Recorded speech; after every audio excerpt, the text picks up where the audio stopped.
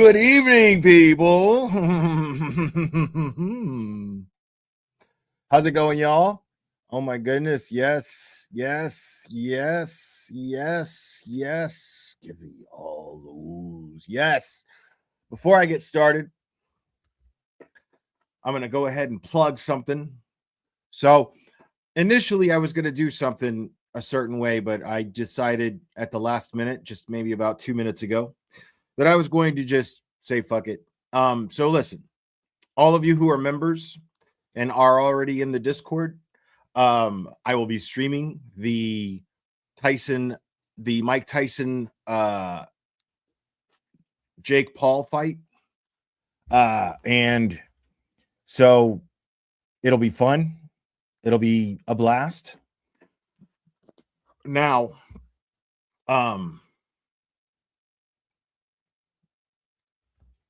new members are welcome.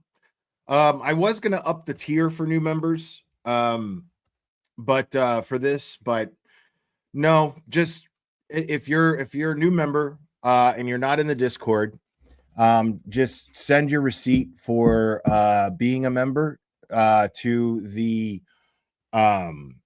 email that Cherry's going to drop in chat any second, and she will send you an invite to the Discord. And we will watch the Tyson Paul fight together. Yes. So it doesn't matter. I was going to do it to where you had to get the hoity-goity or up, but logic is fine. I'm just grateful to my members. I don't offer a lot of perks, so I saw an opportunity to do this here. We did this last time with Dateline. It was a bit of a mess at first. I think I've got it figured out. I think we're going to be fine. I'm just going to stay camped down here and in my studio. And as soon as we're done here, we'll get started on that. So I have been looking forward to this fight for a long time. And a lot of people are like, oh, well, it's going to be fixed. It's just a show, blah, blah, blah. Well, you know what? I don't care. I knew that about wrestling too, but it was still, it was still entertaining. So I've been looking forward to this. This is going to be fun. Mike Tyson looks great. It's amazing. So I'm really excited about it. So, and I'd like to hang out with you guys to do it. So, and there is, Cherry just dropped that. So, yep, there you go. So, what's up, LV Cops TV?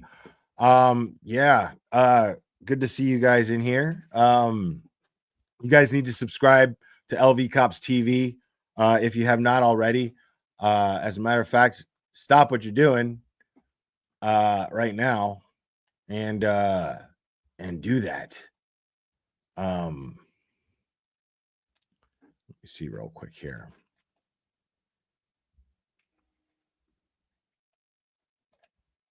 Here is the link to their channel. If you're not subscribed to them, you are slipping. So make sure to subscribe. Make sure to subscribe to them because I am absolutely loving their channel. And there is a possible collaboration in the works in the future, and I'm really looking forward to that. So possibly we'll see what's going on. It's very much in its conceptual phases. But yeah, these guys are awesome. So they are experienced law enforcement officers. I mean, it was crazy. The first time I watched these guys, I watched them. I think it was the first stream that they did about, or maybe not a stream, but a video that they did about the John O'Keefe and Karen Reed case. And and to hear what they were saying, like just basic common sense shit that we thought, but we've been gaslit this whole time by every news media conglomerate that has some expert up there like, well, these things happen, blah, blah, blah. These guys were like, no, dude, if there was a dead cop, the whole street would have been cut off, dude. Like, that's just for starters. And they were like adamant about the fact, they were like, we would have absolutely knocked on that door at 34 Fairview. Like, the fact that nobody did that. And here we are being gaslit this whole time, like as if that's like normal, that you don't do a, like, basically a wellness check to see if everybody's okay. There's a dead guy in the lawn and he's a cop. You're not going to go knock on the door to see if everybody else is okay? Are you kidding? So to hear them validate these common sense thoughts that most of us have was refreshing. It was very refreshing. So, and they're great too. They're really funny guys. They're cool guys. So I'm really looking forward to the next video they put out. They just put one out recently, going over Bukaki's testimony. And fun fact, I was in the courtroom for that. So I mean, the whole time I was staring at the jury because I couldn't believe my fucking ears. So the whole time I'm staring at the jury like, dude, what? Yeah, it was wild. Yeah, man, anytime. So some news today. I just kind of thumbed through this. I didn't really like read it. But I mean, it's the Commonwealth filed a motion today to get a hold of Janet Reed's phone. Janet Reed is Karen Reed's mom, and the sweetest lady I've ever met in my entire life. Like, just the sweetest lady. So it's I feel like this family's being bullied because I don't see any logic behind this. First of all, this case should have never been tried in the first place. This case, I mean, I feel 150% comfortable. As a matter of fact, I feel obligated at this point to point out the fact that I believe that Karen Reed, should have never been tried in the first place. She never should have been charged in the first place, much less tried. And she should not be going back to court to be retried. And it's shady as hell that they've got this hack, this mob lawyer as a special prosecutor, and there's nobody in the DA's office. That's telling as fuck as it is right there. You're telling me that there's nobody in the DA's office that's qualified to take this case? No, that's not the case. I personally believe, it's just my opinion, that it's nobody wants to touch it. It's an unwinnable case, first of all, but nobody wants to touch it. Now they're not even going to call. How are you going to try someone for murdering a cop and you can't even call the lead investigator to the stand to testify? How's that going to look to the jury? I mean, this guy is clearly there to play misdirection. He's clearly there just to try to razzle dazzle the jury and out trial lawyer Alan Jackson, Mr. Hollywood, right? That's what Michael Morrissey's thinking. And he doesn't even care anymore. He's so desperate. It's absolutely bizarre. And it's right in everybody's face. It's right in everyone's face, dude. It's the wildest thing I've ever seen. So I'm going to go ahead and read this. It says, the Commonwealth's motion for records from Verizon Wireless, Janet Reed. Now comes the Commonwealth and respectfully requests the honorable court pursue at a Massachusetts blah, blah, blah, blah, blah, blah, blah, blah, blah, Verizon Security Assistant Team, keep of records, blah, blah, blah, ordering the keeper of records of Verizon Wireless to produce to the criminal clerk's office of the Norfolk Superior Court. Funny how the head of the criminal clerk's office at the Norfolk Superior Court has a nasty DUI, if I remember correctly, because that's not a conflict of interest at all.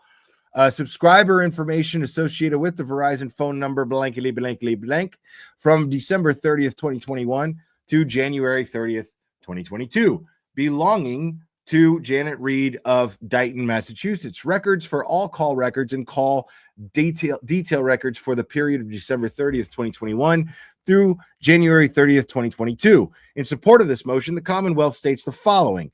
On June 9th, 2022, the defendant was indicted by a Norfolk grand jury for second-degree murder in violation of blankety blank manslaughter while operating under the influence in violation of blah, blah, blah, blah, blah, and leaving the scene of personal injury, death in violation of blah, blah, blah, blah, blah. On January 29th, 2022, the Commonwealth alleges that the defendant struck the defendant with her car and caused his death. The defendant returned to the victim's home after striking the victim with her vehicle and leaving him incapacitated in blizzard conditions. Wow. Through the evening and morning of the victim's death, the defendant made numerous calls to various people, providing varying and conflicting statements about the whereabouts of the victim. The defendant's phone call records identify calls to both William Reed and Janet Reed and texting between William Reed and Karen Reed. The Commonwealth intends on calling William Reed as a witness to testify to some of the various admissions made by the defendant. Specifically, in the Boston 25 News aired segment, reporter Ted Daniel asks William Reed, during your first discussion with Karen, did she believe she may have hit John? William Reed responded, no. She felt she struck something. She said, Dad, I think I struck something. I said, what do you mean, right? This was in the hospital, right? She says, I remember, all right, backing up and hitting something, which there is video footage, guys, by the way, of Karen Reed backing into John O'Keefe's vehicle at his residence. So, and as she drives away, her taillight is mostly intact. It's cracked at best, and you can clearly see it.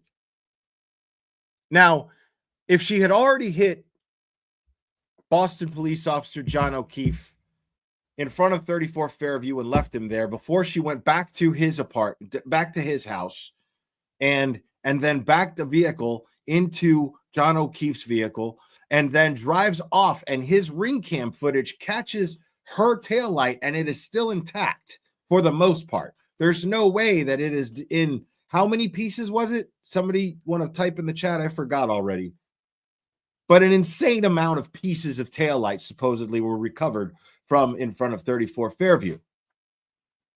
And massive pieces of taillight were recovered, but yet for some reason 47 or 45, right? Thank you. Somewhere around there, right? I remember that. So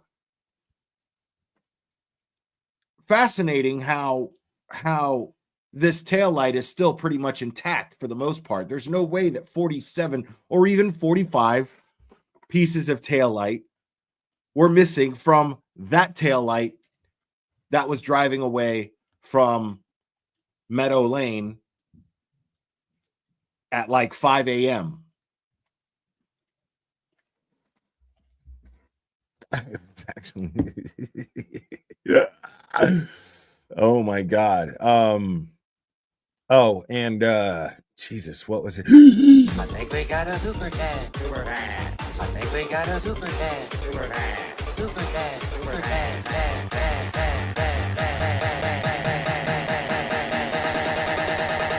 I think we got a super cat. I think we got a super cat. I think we got a super. Oh, you thought I forgot, didn't you? I'm just a girl in the world. So while during my intro, I think we got a super chat. Okay, thank you. I'm just a girl in the world. She thought I forgot.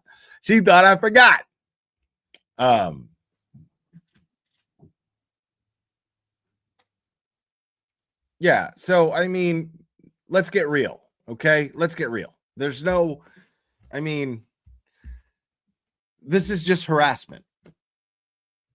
This is just pure harassment. This is the biggest shit show I've ever seen. They can't even call the lead investigator to the stand on this.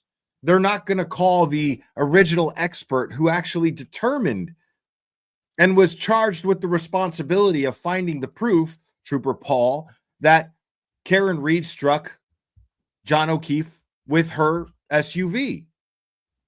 He failed to do this because he's a blithering idiot. And then he testified and I mean, I felt like at any second, I was going to see Alan Jackson's head just at any second. I totally felt like that was going to happen because it was like talking to him and listening to him and listening like to Alan Jackson, like getting frustrated with him was like, I mean, it must have been like masturbating with a cheese grater. Just like totally painful, counterproductive. It is the worst. Like, why am I doing this? How the fuck did this guy end up in the position that he's in? And now he's testifying to try to prove Karen Reed's guilt that she hit John O'Keefe with a car. Bizarre, man. Absolutely bizarre. I think we got a super chat. Super chat. I think we got a super chat. Super chat. Super chat. Super chat.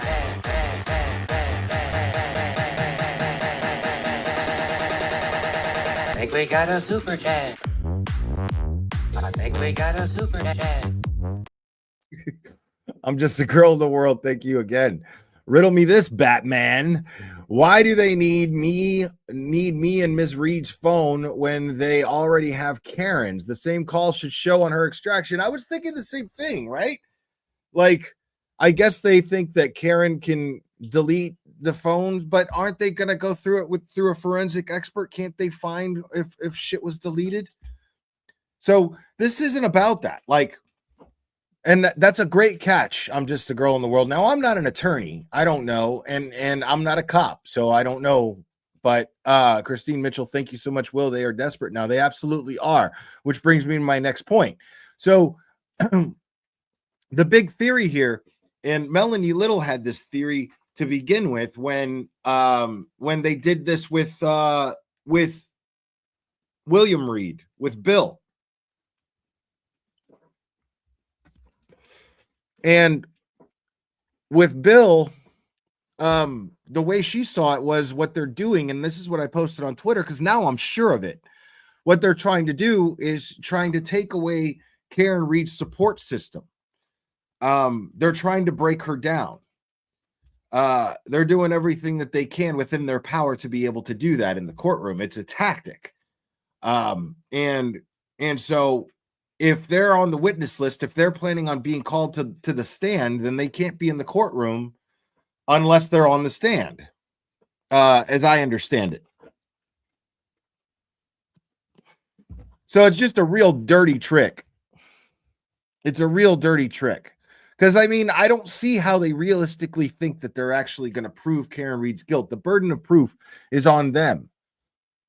Like, dude, you don't, like, I don't understand. Dude, as badass as Mark Betterow is, right? When he chimes in on Twitter, dude, like, you need to just fucking shut up and listen. Like, he's straight up, he's just like, dude, the Twitter attorneys don't seem to understand this thing called burden of proof and reasonable doubt. Period. Like, it is on the prosecution to actually convince the jury that she's absolutely guilty. And if there's any doubt that the defense can present, that's it. Like, how are they going to prove their case when the lead investigator is suspended? And for the reasons why. Now, I have every reason to believe that at this point, Bev will somehow block that information from being discussed in the new trial. I have it. My prediction is Beverly Cannoni will absolutely find a way to block the fact that Michael Proctor is suspended without pay due to his actions and his behavior in the initial investigation into Karen Reed, his conduct. So I guarantee that she's going to find a way to block that shit. Thank you, Sebastian Anon. I mean, if Trooperino did the original extraction, maybe they're hoping he missed 3,000 texts. Right. I mean, it's just the wildest shit in the world, dude. I can't even believe this is going on, dude. I hope Joe Rogan gets a hold of this, man. I tagged him. I can't believe I waited as long as I did to do that, but a lot of people have been liking it and reposting it, which is pretty cool. So I'm really hoping that this case gets his attention, because when you think about it, it's right up his alley. It's just possible that he's not aware of it. So hopefully he's not aware of it yet, and he becomes aware of it. And that kind of platform draws more attention to this case, because the fact that I mean, if the rest of the country is looking at Norfolk County and going, what the fuck is going on over there? The way we are, then, there's going to be a lot more pressure on Josh Levy to do something here.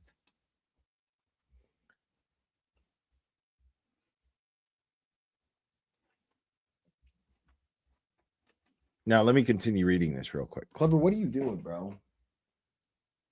Why are you going through that when you got food over there, homie?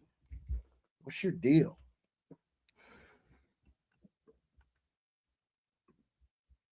The Commonwealth intends on calling William Reed as a witness to testify to some of the various admissions made by the defendant, specifically in the Boston 25 News aired segment. I already read all this. I said, what do you mean, right? Blah, blah, blah, blah, blah. Contrary to that account, the defendant's first discussion with William Reed was not when she was in the hospital. Rather, the first conversation occurred before the defendant was transported from the crime scene. William Reed and the defendant conducted their first call at 6:32 and 15 seconds a.m., which lasted 3 minutes and 51 seconds. Medical records note that Karen Reed was admitted to the hospital at 7:26 a.m. And then the footnote here says the defendant's phone records also detail her outgoing unanswered phone calls to her mother's phone at 1:14:19 a.m. And 4:38:25 a.m. and 4:42:22 a.m. All three unanswered calls occurred after the defendant left John O'Keefe's and before John O'Keefe was found. So I don't understand why that's considered suspicious. Mom, I'm freaking out. I don't know where John is. Mom didn't even answer the phone. They just said that, they said themselves that they are unanswered calls. So, is there anything about the Reeds that would indicate to you that that's abnormal? That it's weird that Karen Reed would call her mom in the middle of the night? Look at the support she has. I've met these people.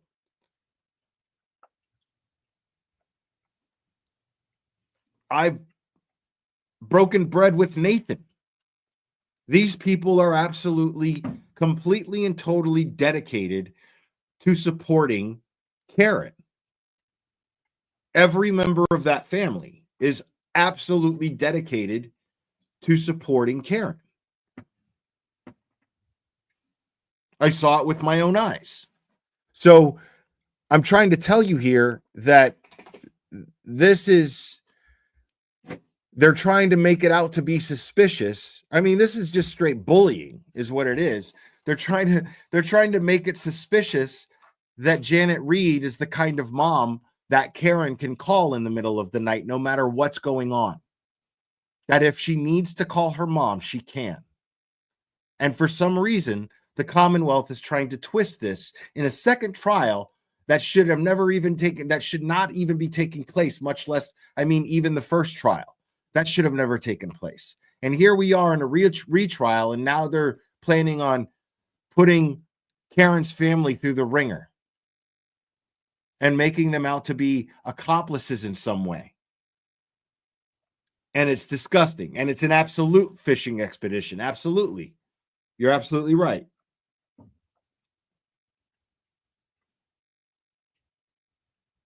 Like, it's gross. Like, anybody looking at this who understands all the facts of the case and has any common sense is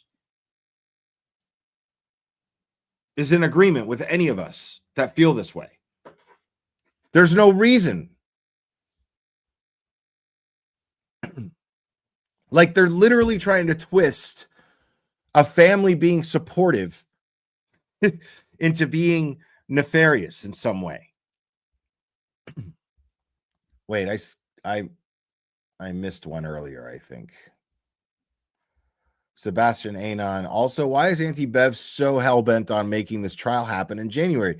There's no need to rush since the trial can't start without a decision from the SJC. Good point. Good point. Maybe that's why. Maybe there's some sort of loophole. I'm not a lawyer. I don't know. But I'm just girl in the world. Thank you so much. Unless things have changed in the 2.5 years since I retired from law enforcement, family is allowed to be in the courtroom, even if they've been called as witnesses. Okay, now, if that's true, and I hope I'm wrong about that, it's just as I understand it, as I stated earlier, as I understand it. I could be wrong about that. So if that's the case, then yeah. But I can't think of any other purpose why they would be doing this other than just to try to break this family down. The glare is my they have Karen's number. Why do they need they have Karen's phone? Why do they need the parents? Right. There is so much shady shit going on. I mean, it's just one thing after the other, dude, and it is getting really, really ugly. It's getting really ugly. This goes on to say the Commonwealth seeks the phone records of Janet Reed in 2 separate areas. Subscriber information associated with the Verizon phone number, blah, blah, blah, belonging to Janet Reed of Dighton, Massachusetts. Records for all call records and call detail records for the period of December 30th, 2021 to January 30th, 2022. Janet Reed's phone records must be made available to use as potential impeachment evidence depending on the testimony of William Reed. Okay, let me read that again. Janet Reed's phone records must be made available to use as potential impeachment evidence depending on the testimony of William Reed. Wow. The time scope of this request extends 30 days prior to the evening of alleged criminal activity. However, the content of the request is appropriately narrow and strictly limited to what is relevant. This limited request is made to best protect Janet Reed's privacy rights. Wow. While allowing evidence to compare the timing and frequency of Karen Reed's calls to her mother on the night of the victim's death as compared to the frequency or lack thereof on dates not involving this alleged crime. So this is interesting because they're saying available to use as potential impeachment evidence. So we want Janet Reed's phone so that we can possibly catch William Reed while he's on the stand on a lie. That's what they're saying here. That's how I'm reading that. The defendant's knowledge that she struck Mr. O'Keefe is relevant to the charges. The defendant's aberrant conduct soon after the Commonwealth alleges she struck Mr. O'Keefe with the vehicle is an inference of her knowledge that she struck Mr. O'Keefe. The timing of the defendant's knowledge is also relevant and material in the determination of whether life-saving measures could have saved Mr. O'Keefe's life. Janet Reed's phone records are material and relevant to demonstrate the regularity or irregularity of the defendant's regular communications with her mother in the late hours. Dude, you are fucking reaching, dude. Stop it. The timing of the defendant's knowledge is also relevant and material in the determination of whether life-saving measures could have saved Mr. O'Keefe's life. So the implication here is so ugly.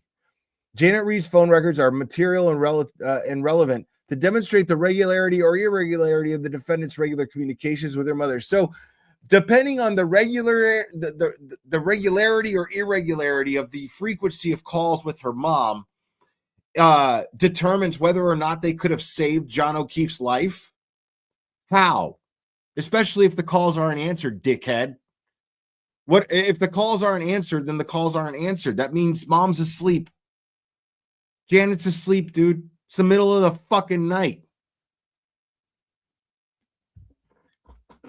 What do you think about life, dude? Clubber, you didn't finish your food, buddy. I'm not giving you a treat until you finish your food. David Reese, thank you so much. The phone calls to her mother happened before she left John's house, not after. Right. Good point. That's a good catch because that's actually true. I remember reading that. The Ring camera showed her leaving at 5:04 a.m. Thank you so much. Yes, absolutely 100% true. So this is bullshit right here. That right there is bullshit. Excellent catch. Thank you for that. Jennifer Clark, thank you. They're hoping for confirmation that she had told him she hit John. Does Hank know they called 911 to have her return to the scene and informed? Yeah, Hank knows all this shit, dude. And there's no excuse. Thank you, Kim Martin, for becoming a member. Make sure to, if you want to watch the Tyson fight with us, make sure to email Cherry with the info. Yeah, Lally's on his goddamn team, dude. That's the only purpose I could imagine Lally serving at this point is to bring Brennan up to speed on things that happened in the previous trial. How's this guy going to properly prosecute Karen Reed if he doesn't know what the fuck happened in the first trial? He's got to know it's a retrial. It's kind of an important detail, don't you think? That it's and that if that it is a retrial and there was a trial prior to this, and he hasn't watched the fact that he even said out loud in court at a pre-trial hearing that at a pre-retrial hearing that he hasn't watched the entire trial yet. Dude, that would be consuming me. As high profile as this case is, and I'm hired as a special prosecutor, and I'm a defense attorney, and I'm known for defending Whitey fucking Bulger. Dude, you better believe that I'm going to be listening, like in my car, everywhere. If I'm Hank Brennan, I'm listening to this shit everywhere. Every time that I've got free time, I'm playing the replays of Court TV or Law and Crime or whoever.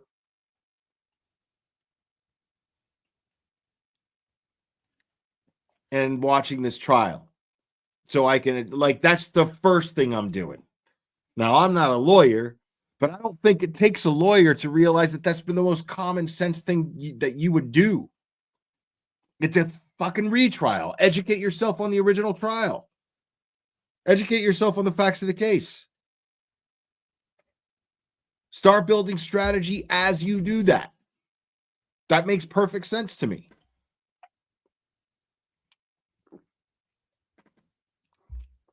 I don't think so either, Maria Vargas. I don't believe so either. I don't think this dude has done shit. I think he's just running with technicalities right now.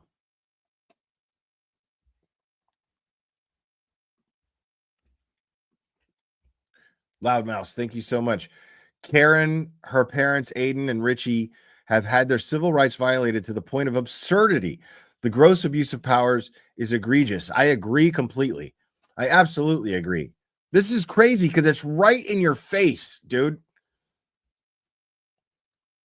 The defendant's knowledge that she struck Mr. O'Keefe is relevant to the charges. I already read that. Hold on. The records would be unattainable during trial or would cause a significant delay in trial, and prudent preparation requires acquisition of the records prior to trial. The records are not otherwise procurable reasonably in advance of trial, as they are not held in that care, custody, or control of the Commonwealth or the defendant, and the entity will not produce the records without a court order. The Commonwealth cannot properly prepare for trial without such production and inspection in advance of trial, and the failure to obtain such inspection may tend unreasonably to delay the trial.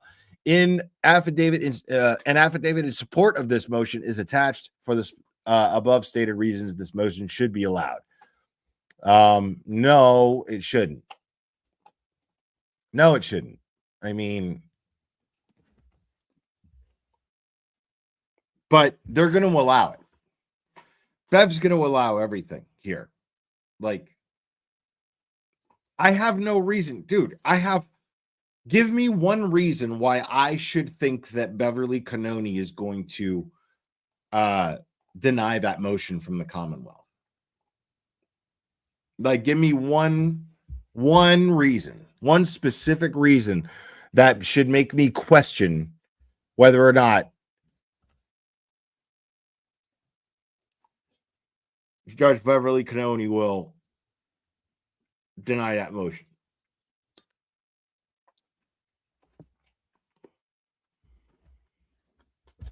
She won't deny it. She'll approve it. She won't deny it. Dude, Cannoni hates Karen Reed, dude. She hates Alan Jackson. She's not crazy about Yannetti. But these two people specifically, she fucking hates. She hates Karen Reed. She fucking hates Alan Jackson. It's clear. It's not even like speculation at this point. You can fucking see how she behaves. It's in her behavior. It's undeniable. I don't give a shit what anybody says. Oh, you can't determine somebody's feelings, blah, blah, blah. Get the fuck out of my face. I can absolutely tell that Judge Beverly Cannoni fucking can't stand Alan Jackson by telling him, you can't take a red eye, Mr. Jackson. What is that shit? I've never heard a judge say that shit in my life. You can't take a red eye, Mr. Jackson. He's like, that's all I ever take. Dude. Unbelievable. Is something funny, Miss Reed? Like, after she made an ass of herself. And then she took it out on Karen Reed because Karen Reed was like, because this shit was funny. Mr. Yannetti, you know how these forms are. Actually, Your Honor, no, I don't. Something funny, Miss Reed?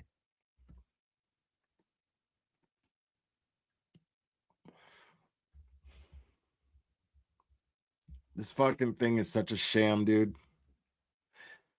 Mind-blowing, dude. And all the dumb shit that's going on all around it, man, it's crazy. It's just going to get crazier. I'm telling you right now, it's about to get crazier. Local wars, this makes the CW look desperate, the Commonwealth look desperate, which is actually really good for Karen. The gig is up and they'll start making bigger mistakes. It's a red herring to distract us. It won't work. Well, it's not us that needs to be distracted. I'm just a girl in the world. Preach. Thank you so much. It's not us that needs to be distracted.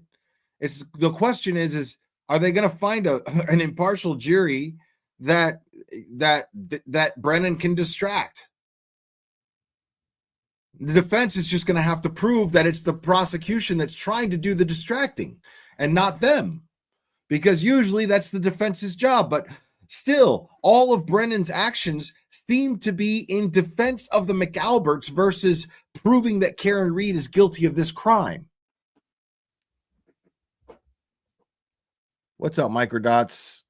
Oh, there we go. Hold on. Wait, I got to pin. And I'm going to pin, listen, I'm pinning Turtle Boy's defense fund right now. Just, yeah. Yeah,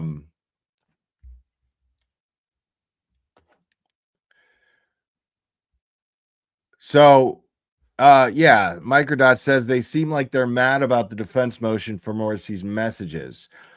Yeah, like they're lashing out and shit, right? This is wild, dude. This is like crazy, like medieval justice bullshit. This is Salem witch trial bullshit. This is what this is. It's a fucking witch hunt. It's clearly a witch hunt. I mean, you gotta be blind to not see it at this point.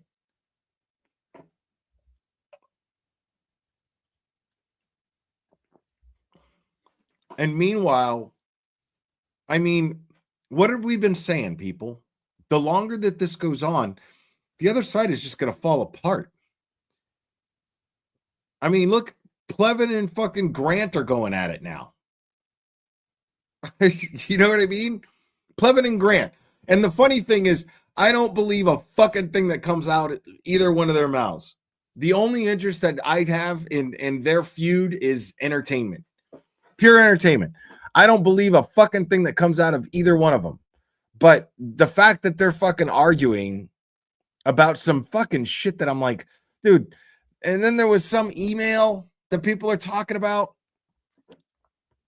Thank you. The Glare is my boyfriend. Thank you.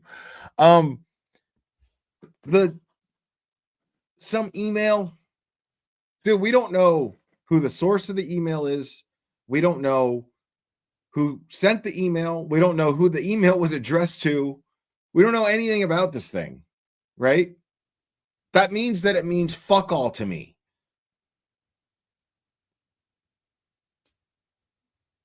I'm going to say that one more time. That means that email that people are fucking getting in a twist over on Twitter about means fuck all to me, because there's nothing at all about it that's tangible.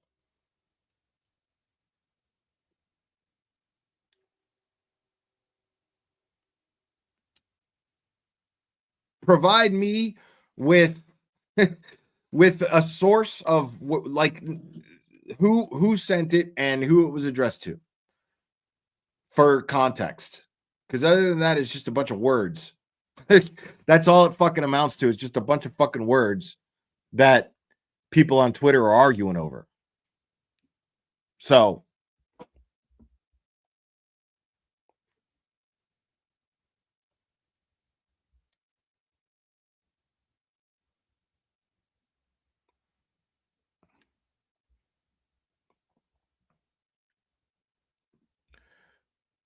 Courtney, thank you so much. In Massachusetts, parents can't be compelled to testify against their child.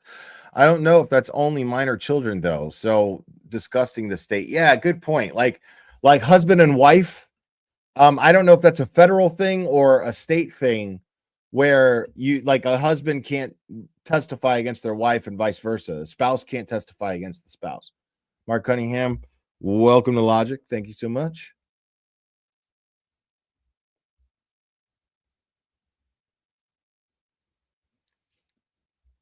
Microdots has a lot of awesome videos, Sue.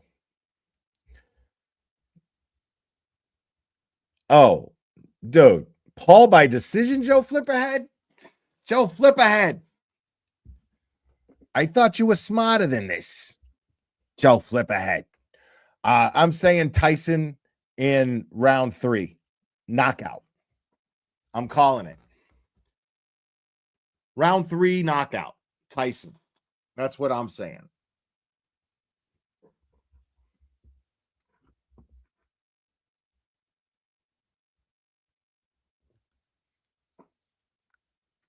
Yeah, I mean, it's so funny that people are still arguing about this shit. Like, dude, they just want to act like these ARCA experts weren't independently hired by the FBI and conducted their own personal investigation, and they're like geniuses. One of them made a fucking cannon, dude. Like, you know what I mean? So they want to act like these ARCA experts aren't even a thing. It makes no sense. You know, like I understand if you're on the jury, that's fine. If you're on the jury, that information was was blocked from you. But if you're just somebody who's been following the case, you've got to be fucking retarded to just act like those ARCA experts are not credible. I mean, they absolutely determined, and everything else about it. Dr. Russell's testimony, dude, that lady's resume is the most ridiculous thing I've ever seen, dude. Do you remember when they were going over when she was going over her resume, sitting there on the stand? It took 5 minutes to go over all of her credentials.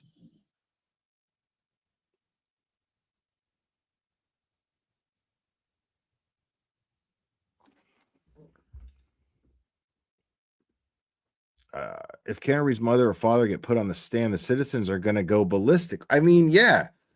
And I mean, right.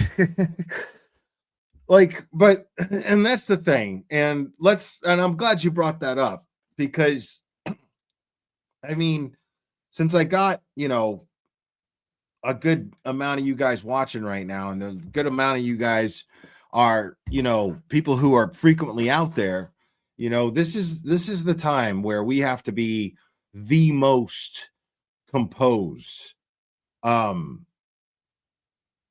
This is the time where we have to really have faith in Jackson and Yannetti again, and Eliza Little as well, of course, and Karen and her family. Because here's the thing about Karen's family, right? The impression that I got from them is Janet getting this news is not good news, of course, but she's also the type that I picture just being like, bring it on, whatever.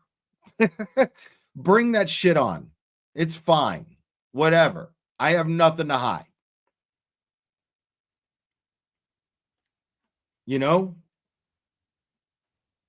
Now that's not necessarily what the defense will do. If they could try to fight it and protect her privacy at whatever cost they possibly can within the boundaries of the law, then that's what they're going to do. That's their job. But like, I don't picture Janet Reed being in the slightest bit intimidated by this. These people are immovable. I'm trying to tell you. Some of you have had the pleasure of meeting them, but I'm trying to tell you that these people are absolutely immovable. Bill Reed is absolutely immovable. Janet Reed is absolutely immovable. Calamity Jade, thank you so much. I'll never be convinced a mother and prior law enforcement father with driving age children would panic running outside seeing red and blue lights. Plus, people are nosy. P.S. Thanks, Microdots. LV Cops YouTube is great. Thank you so much, Calamity Jade. Calamity Jade's been around for a long time, man. She's so cool.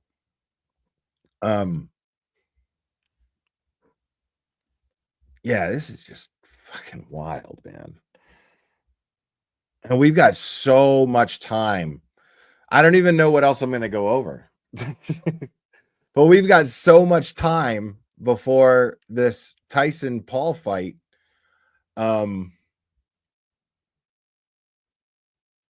Now, what I could do, maybe I'll just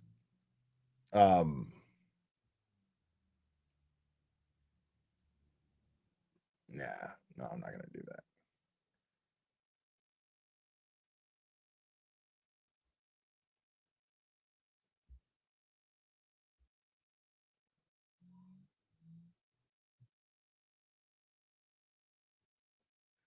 Yeah. And then there's like a women's championship fight, Taylor versus Serrano. Taylor's like a badass. She's this Irish girl. She holds like 7 titles, dude. She's a beast. Farty Marty, thank you so much. And you win handle of the day.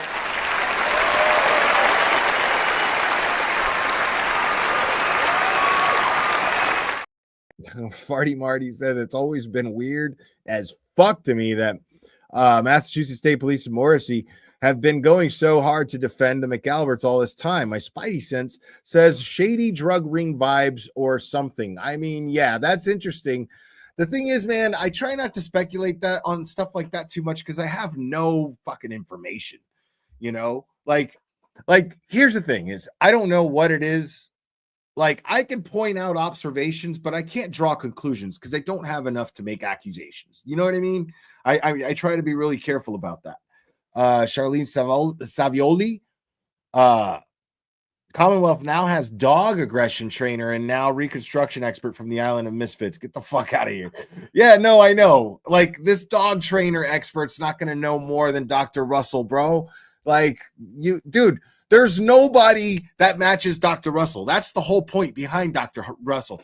That's the whole thing. There's not even a discussion. The fact that people are talking about it on Twitter, they're just trying to they're exercising that one thing where crazy people do, where if they say the shit out loud, they think it makes it real. It's not real. It's a fucking fugazi, bro. That guy is no match for his credentials are no match for Dr. Russell's. There is nobody that can match Dr. Russell. Dr. Russell is the best and most qualified that there is. She literally wrote the book on dog bites by canine unit dogs.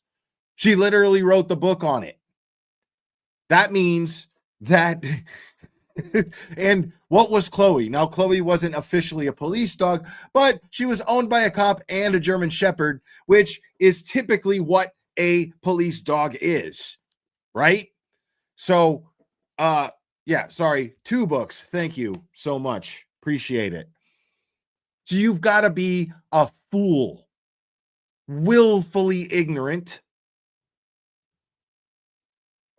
to think that I didn't miss any. I'm going to go back. Cherry, chill. I was on a roll there and see, you distracted me. So now, okay. I think we got a super chat. Super chat. I think we got a super chat. Super chat. Super chat. Super chat.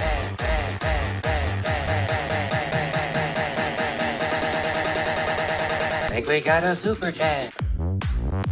I think we got a super chat.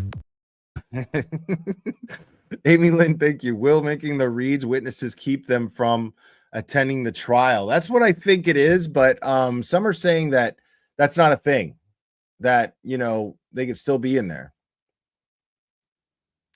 Right, that's another great point. This retrial is going to cost the taxpayers millions. Agreed. I mean, they don't care. That's the whole thing, is they don't care. David Reese, thank you so much. Massachusetts law only prevents a parent from testifying against juvenile children. Thank you so much. I appreciate that, David Reese. That's for clearing that up. I love my chat for those reasons. Britt happens, not like Dr. Russell was the head forensic at UCLA or anything. Exactly, dude. I'm trying to tell you, dude, like, you've got to be fucking like, if I was in a room with you, I'd be asking you, like, why, how at this point could you possibly even try to argue that Karen Reed is guilty at this point with having any understanding whatsoever of how the justice system works? How could you possibly think this at this point? And the answer would have to be, I'm retarded? absolutely 100%. Yes. It's just I can't. Like, I can't with these people, dude. We got time to kill, dude. Y'all want to fuck around with let's see if there's, hold on.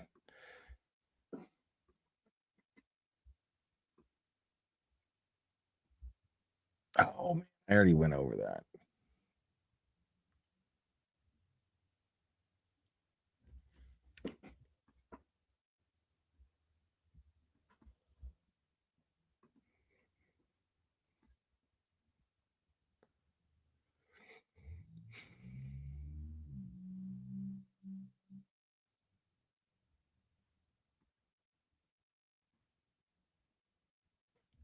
Sorry guys, I'm winging it here.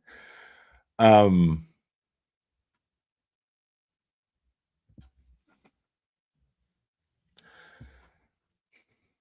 mean, and there's stuff that I kind of want to talk about, but it's better that I don't.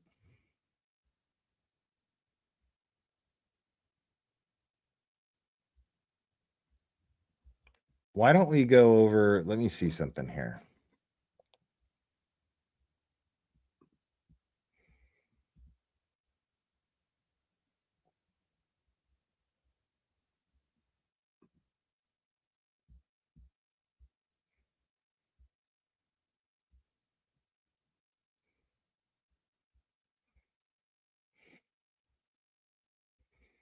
Okay, that's the wrong one.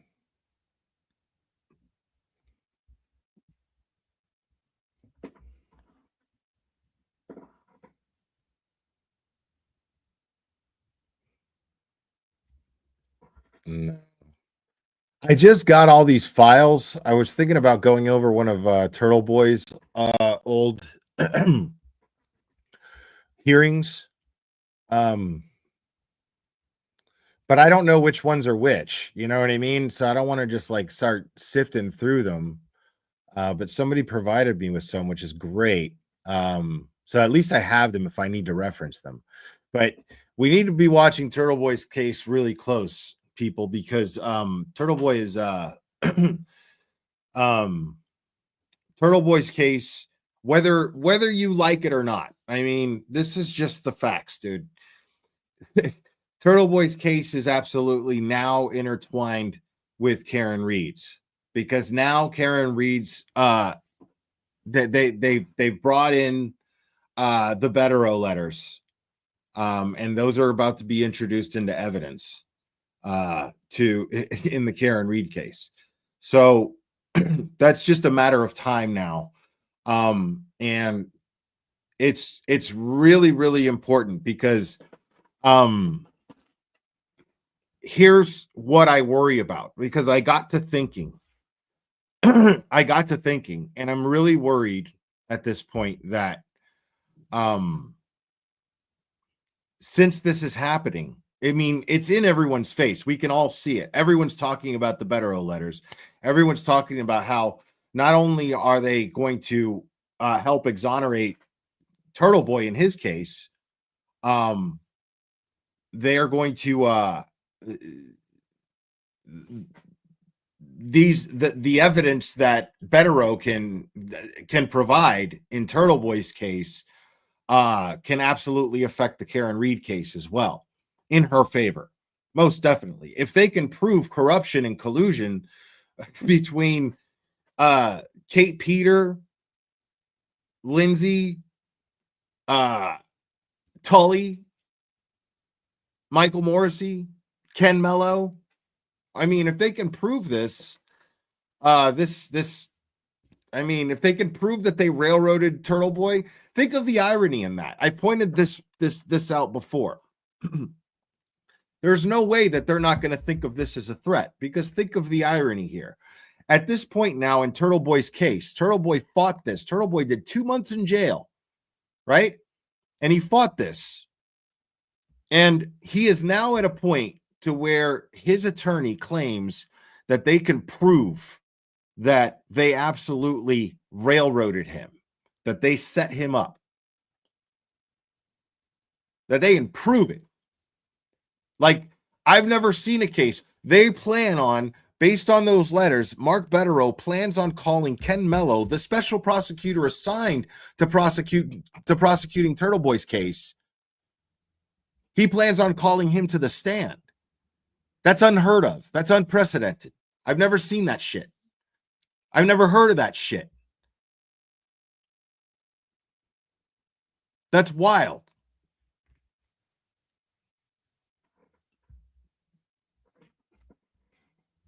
So the irony here is Turtle Boy was, if there has to be a motive to railroad Turtle Boy like this, the motive would be to shut him up. Why are they shutting him up? Because he is exposing corruption in the Karen Reed case to the public, right? So imagine the irony in that. Imagine what that does. The guy who's trying to prove corruption in the Karen Reed case can prove corruption in his case. Imagine how powerful that's going to be if they can actually prove it. Imagine what that will do.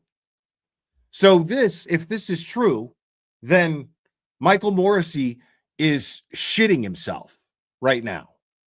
Norfolk County District Attorney Michael Morrissey is absolutely shitting himself right now. And so he's not going to just take this lying down, is he?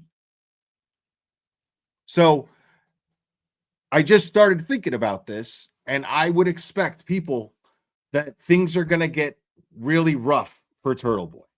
I would expect it.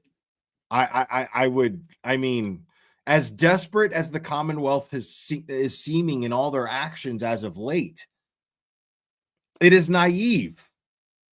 Knowing what we know. I mean, people remember months and months and months ago when Turtle Boy was first charged, and I first started following this case. I went over each and every one of his charges. Took me 5 live streams, went over each and every one of his charges, showing that they twisted words, they left things out, they misquoted things. That this man did not do anything other than exercise his First Amendment rights. Now, whether you approve of his tactics or not, they were not illegal. Except they were. They were illegal because there is an unconstitutional law, Chapter 28, 13A, 13B, where you can't picket a potential witness. You know how broad that is? Everybody's a potential witness. That law clearly is designed, and that's Bradle's argument, is clearly designed to violate people's First Amendment rights, justifiably. This is a fact. This is undeniable. We went over it back then. We were like, what the fuck is this? They're weaponizing this asinine unconstitutional law. I said it was unconstitutional. Then Bradle went up there and he said it was unconstitutional. They're fighting. They fought this all the way. And now they're here. And now Bettero's on the team. And now they're basically saying, dude, we're coming out blasting. Bettero he's throwing out a net.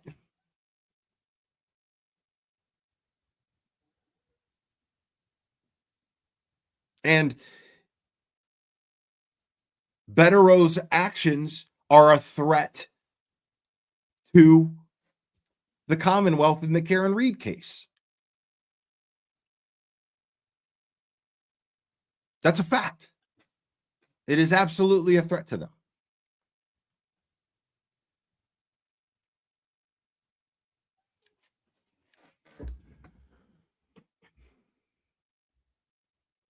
So this is something to not overlook, folks. Like, this is why we're stoked about the Bettero letters, but you have to be realistic here, because something like this is, a guy who's clearly he knows he's under federal investigation, a district attorney, he's under federal investigation right now, and he's already showing acts of desperation. I mean, what's he going to do? Oh my gosh, Lady Lawgal, thank you so much. I think Turtle Boy's rant toward the last 10 minutes of his last stream about how Karen Reed is the luckiest murder suspect in the world, if she did it, is chef's kiss. Start at 2 hours, 24 minutes of his stream. Maybe I will go over that. His last stream, so 2 hours, 24 minutes. Yeah, I'll go ahead and do that actually. Because I think I caught some of that. Let me see here.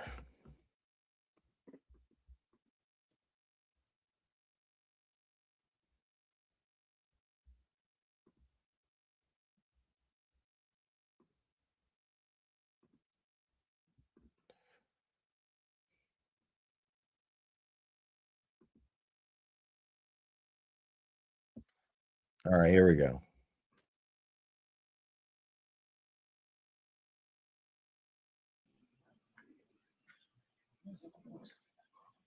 During this moment, if I could just alert the court that there is one additional Rule 17 I'll have filed by Friday. It is similar to a number of. File it and send notice immediately of the date. May I inquire, do I send notice on behalf of the Commonwealth, or does the clerk's office? What do I do? Mr. Lally can inform you on the process, but you send Yeah. it right out. Yeah, put Lally to work. Have him do something. Yeah. Have him do The point that you have to keep in mind, folks, is that Bettero doing this, what I was just talking about, I mean, he's representing Turtle Boy, so technically it's Turtle Boy that's doing this.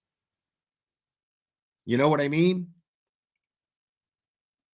Technically, it's Turtle Boy that's proving through the courts that Karen Reed is innocent of this crime and that she's being framed. It's fascinating.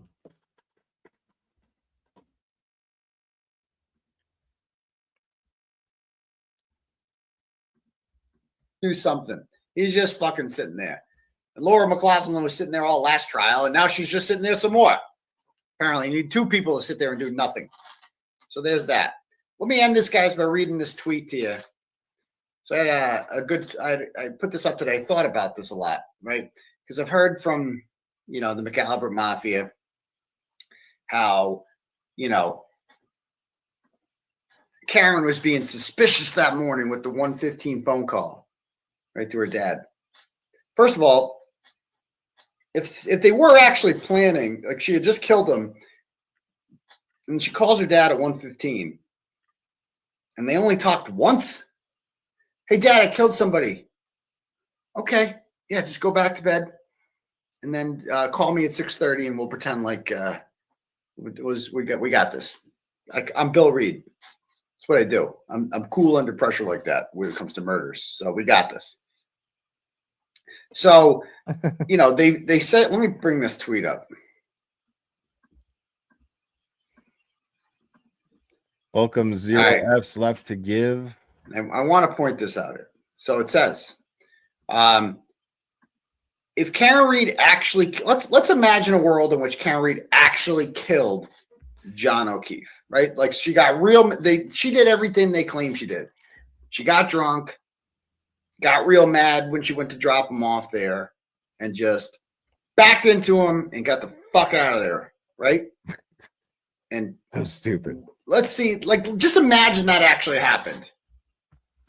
And then she does this, okay? So if Karen Reed had actually killed John O'Keefe and then led Jennifer McCabe back to the crime scene, what would she say when she got there? What would she say? Would you say, I hit him? Could I have hit him? Why would you say that? Right. If you just fucking hit him with your car. Which is one of the most obvious fucking points that that you could make. And here we are, overwhelmed this entire time with all of the insane exculpatory evidence and following that, but just not ever bothering really to question this one simple thing that he's pointing out here. Who in their right fucking mind who just hit somebody and is trying to cover it up would ask out loud if she hit him? Nobody would fucking do that. That's insane. Nobody who's trying to get away with a murder is going to even, they're going to act stupid the whole time. They're going to be like, oh my God, oh no. Like, dude, who the fuck? And we know she's smart. You know what I'm saying? Like, only an idiot would do that. We know Karen Reed is very, very intelligent.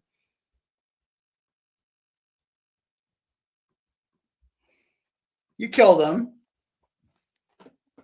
Wouldn't the first thing you do is be like, how the fuck did he get here? I saw him go in the house. Like, let's suppose she just killed, like, the whole thing about going in the house made up and she just fucking hit him. Isn't the first thing you... Wait, let me read this Venmo real quick. Thank you, Leanne. Awesome show. I have been going back and watching your older videos because I'm new. Oh, I love that. Thank you so much. I hope you enjoy them. Thank you. That's awesome. You'd say, how the fuck did he get here? I saw him go in the house. And then it would be your word against theirs. Like that. Shouldn't that be the first fucking thing you say? I saw him go in the house. That would be the first fucking thing you'd say. You would never say, I just clicked to me today. You would never say that. Yeah. You would say he went in the house, wouldn't you?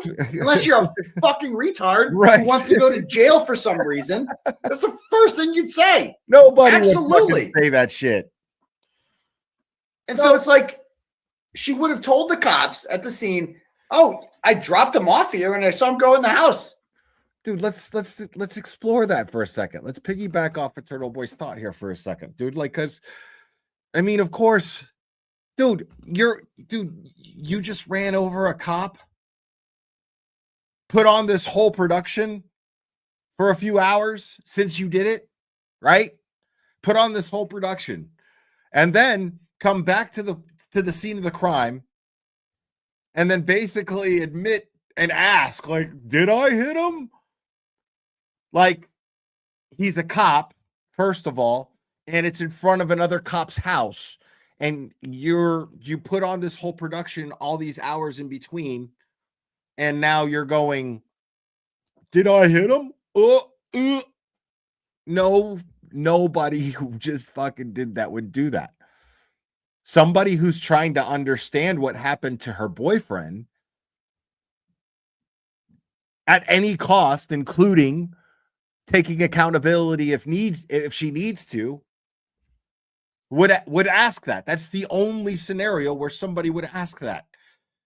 We know Karen Reed isn't stupid. Only a stupid person would do that if they were guilty. Karen Reed isn't stupid. We've seen her at work. We've seen her we've seen her participating in her own defense.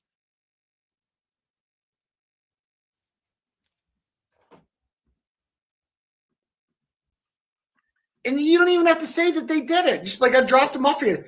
Jen, what happened? What happened, Jen? I dropped them off there. What happened? First of all, you wouldn't even wake up. You wouldn't even go. Why the fuck would you wake up and go back there? Just let them find him. Right. You know? So her confusion made her the target. You know, you wouldn't wait through, because she didn't come up with this third-party culprit defense. Because she's like, how the fuck did he end up there? I swear to God, I dropped him off. I swear to God, he went in the fucking house. How the fuck did he get out here? It didn't even click to her that, like, maybe that these evil people inside just beat the fuck out of him and then left him out there to die to frame you. Who would ever think of that? Explosion. They didn't come up with that theory until Steve Scanlon came to them, and then it just fucking clicked. And they're like, holy fuck. That's what fucking happened. That makes so much more sense now. Why would this guy just come forward and tell us this shit out of nowhere like this? Why would he do that? You know? So, you know, she'd start blaming other people. What she wouldn't go out doing is going out looking for him. Right. That's another thing. The longer he stays in the cold, the more likely he is to never wake up and tell the world what you did to him, if she actually did it, right? She would just let him fucking sit there. Right. Why the fuck would she go out looking for him? And even worse, why the fuck would she bring witnesses with her? Why would she bring Jen McCabe and Kerry Roberts and drag them into it? Why the fuck would you, like, what? That makes no sense at all. Nobody. She just let him sit there. Okay? The longer he stays there, the better. And think about that. If you're her, if you just hit John O'Keefe and you left him in the snow to die like that, right? And why would you perform CPR? Why was she the only one performing CPR? She was covered in his blood from his nose. Like, why would she do that? And let's not forget Jen McCabe's 911 call. I mean, did we forget that? Did we forget the fact that John O'Keefe? Now, man, listen, I've told you guys this before, and I'll say it again, and I'll say it a million times because I'm that okay with it. Like, I believe in intelligent design. I believe in a higher power. I believe in God, if you will. And I have a good relationship with this God. And that faith in that God and my role in it and everyone else's role in it, thinking of everything as a whole and how things just work off each other in a cool way, the way nature works, applying this to this scenario, I cannot help but think that that is not an accident. John O'Keefe's voicemail was recording because Karen was trying to call his phone. And his voicemail was recording because Karen dropped her phone to jump out of the car to go perform CPR. And she recorded on John O'Keefe's voicemail Jen McCabe calling 911 and then hanging up and then calling and speaking to her sister. That fucking happened. We heard her speaking to her sister on that recording. That happened. And then she tried saying that she never picked up the phone. She straight up lied on the stand about it. Jen McCabe did.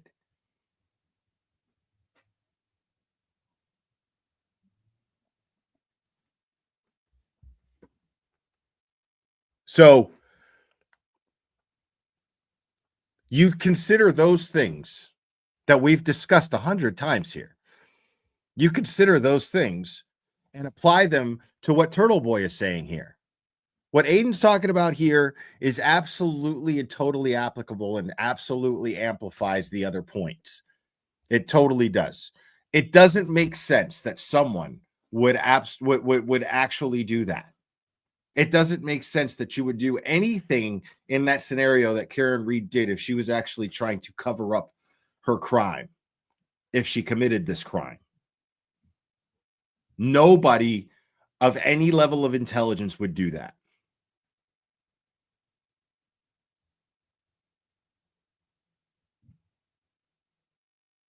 And then you take Jen McCabe's 2:27 a.m. search, her Google search, and the Commonwealth tried to disprove this. And then you take everything else that we know the Commonwealth has done, such as the inverted video. That's just an example. That's a drop in the bucket of examples of the shady shit that has happened in this case. Another drop in the bucket is Berkowitz finding randomly a piece of taillight, just happening by 34 Fairview and found a piece of taillight a couple days after the fact. Not to mention how shoddy the preservation, documentation, and chain of custody of evidence was executed in this case. All of these things, mere drops in the bucket. I could go on and on and on. It would take me fucking days.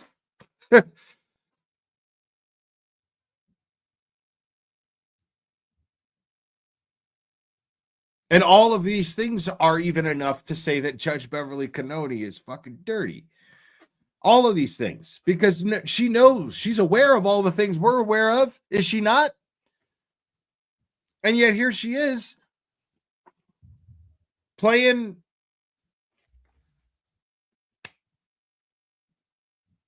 goalie for the Commonwealth.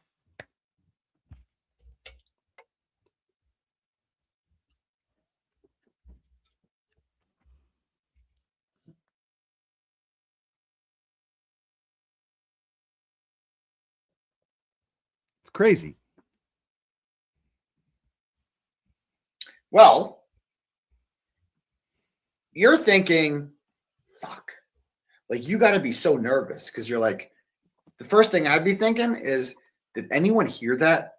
That was loud. I just hit that motherfucker fast. Accelerated really fast. Right. Did anyone hear that? Did anyone see it? Was anyone looking out the window? It's fucking houses everywhere over here. Did anyone see that? I'm fucked if anyone saw that. You know what I mean? Or they're all going to. And here's another point. Remember, I had a caller. I think his name was Mac. Mac from Southie. Right? Mac from Southie called in. He made a point. He kept calling it a Traverse, but what he meant to say was the Ford Edge. He confused the make and model of the, but he meant to say the Ford Edge, and he made a good point. He said, oh, man, the cop across the street, conveniently, he had ring camera footage, but it didn't record or something like that. It wasn't available. Bullshit, right? We all know that's bullshit. But he made a good point. He said, well, what would end up happening is if he turned in that ring camera footage, it would show the Ford Edge, and it would work as exculpatory for Karen Reed. Right? All right, guys. Thank you so much for stopping in. I hope you enjoyed it. We'll be in touch. Absolutely. Guys, Big shout out to Las Vegas Cops TV. Make sure to subscribe to them if you're not already.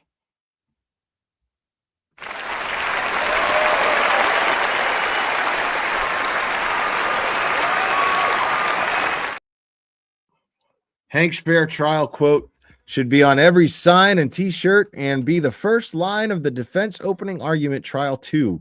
You can't have a fair right. Yeah, that's right. Somebody posted that. You can't. It's a clip of him saying that. I think Joe Flipper had posted that in Twitter. I'm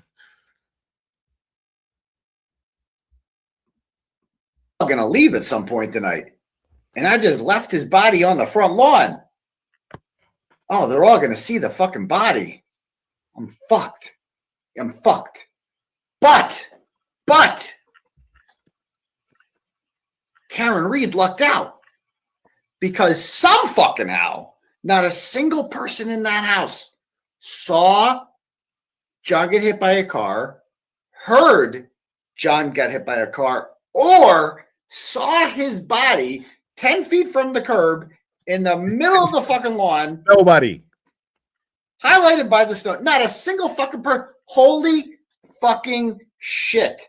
Right. And lest we forget that Jen McCabe and Matt McCabe seem to witness Karen Reed's Lexus SUV do literally everything from the time it arrived to the property to the time that it left, except commit the crime in question. Fascinating, isn't it? Fascinating that Jen McCabe saw Karen Reed's vehicle. Matt McCabe saw it do a 3-point turn.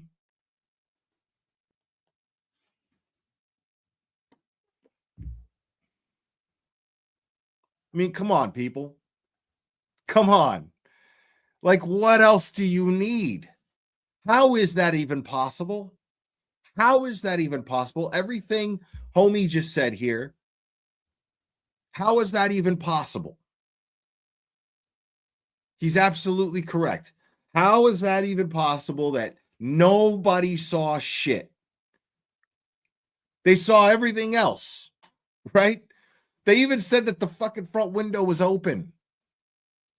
Everybody was looking outside. People facing. They were sitting at a table and they were facing. Some people were facing outside. I think Julie Nagel was the one that said that she was facing the window.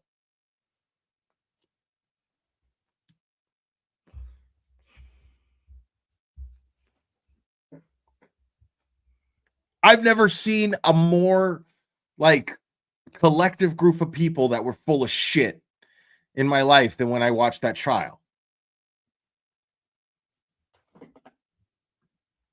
Rock, not the rock. Thank you so much.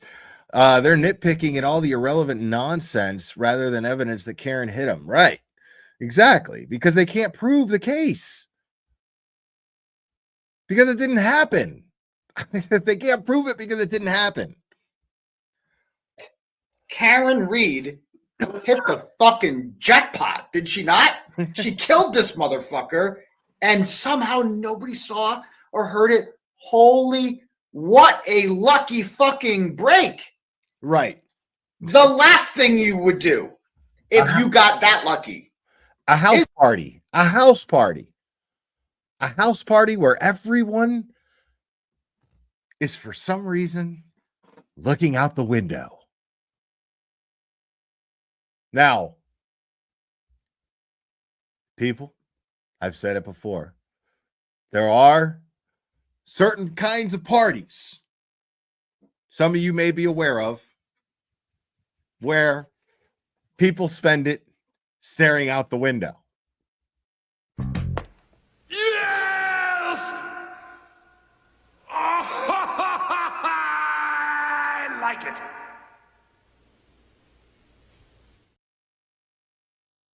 Yeah. Just saying. And nobody saw anything. That's fascinating. Nobody saw shit. Everything else that the SUV did except the crime in question.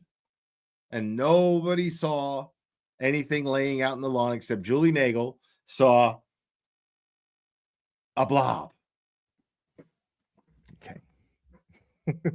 Is go back there and draw attention to it. Why would you and do start that? saying, I hit him, I hit him, I hit him. Why the fuck would you do that? That makes If he lives, he can talk. Why would you do that? no fucking sense whatsoever at all. At all.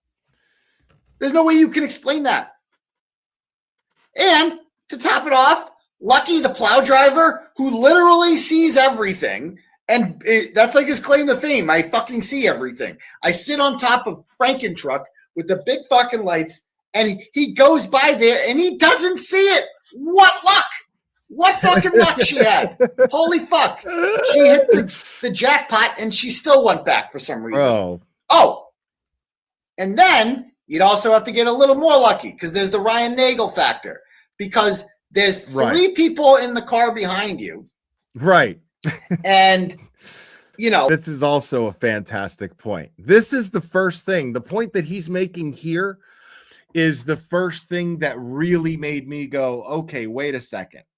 This is a snag. Like, I went over it live. I caught it. And I was like, wait a second. What the fuck is going on here? So you've got Ryan Nagel. He pulls up. He sees no it's documented in the report. No visible damage to the rear of the vehicle. So her taillight's not broken. Pulls up next to her, sees her alone with the well light on.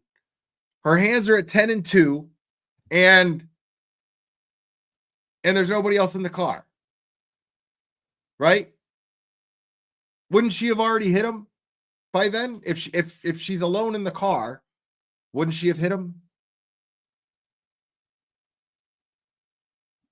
He wasn't beside the car. He was nowhere to be seen. That means he was inside the house. That means that her story checks out. That means that she was sitting there waiting for him to come out and go, hey, come on in, and wave her in. And it never happened. She was going through her phone, trying to find some song from I think it was fucking U2. God. Yeah. But she was looking for a U2 song or something like that, right? According to her.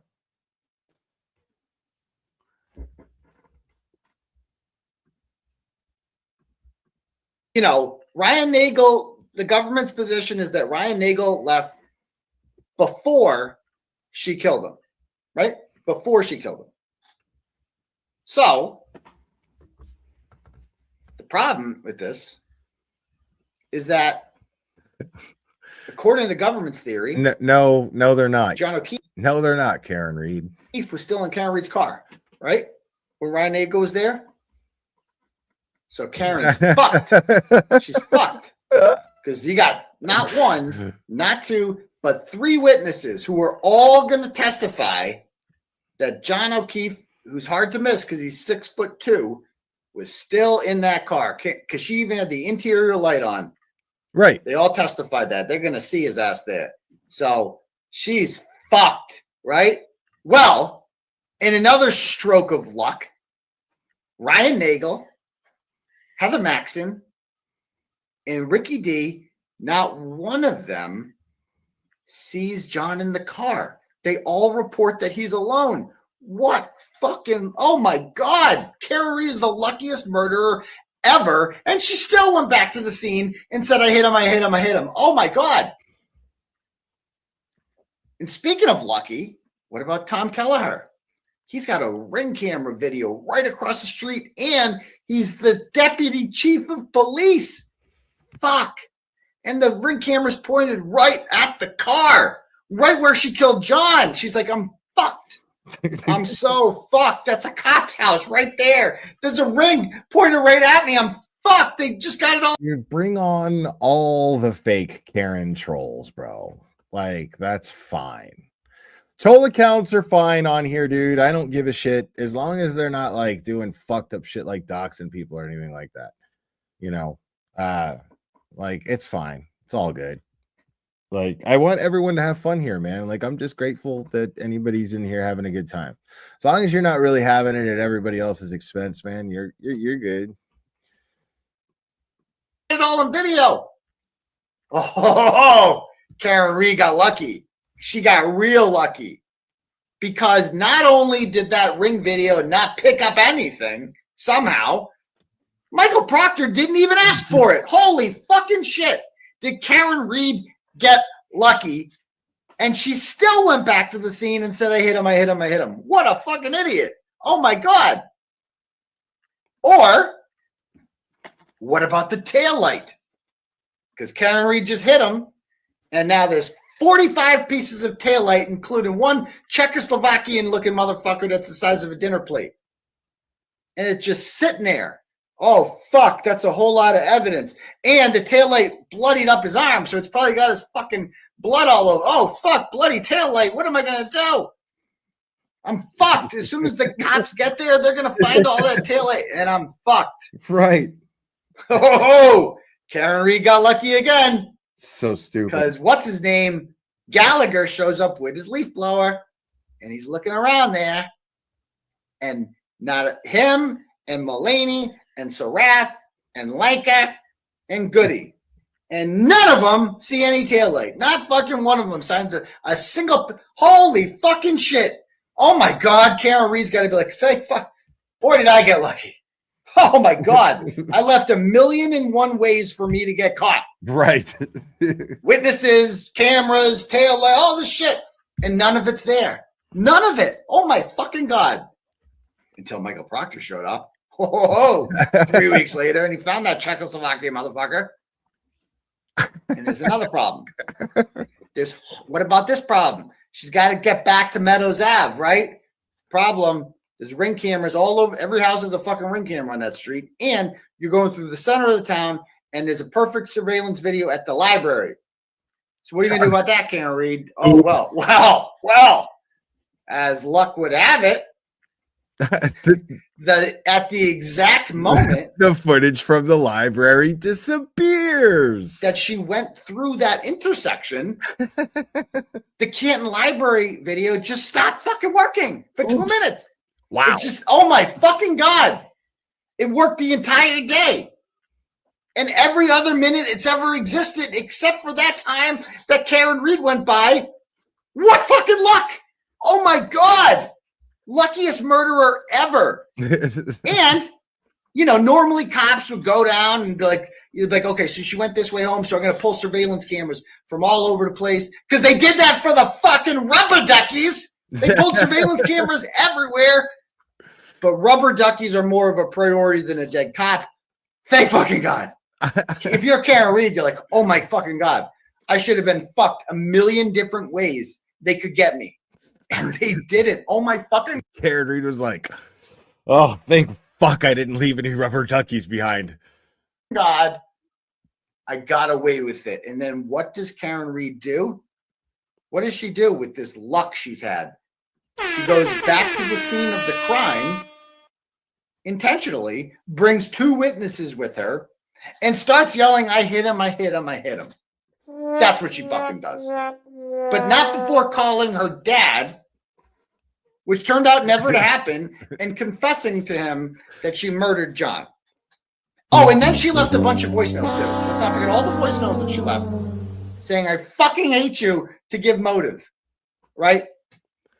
And a month before that, because she knew this was coming, she acted like a cunt to the Sullivan sluts. And all because she wanted to give Higgins a blowjob. That's all it was. That's what this is all about. She couldn't resist Higgins. Okay? It's all making sense now. It's all like this is wild. Wild.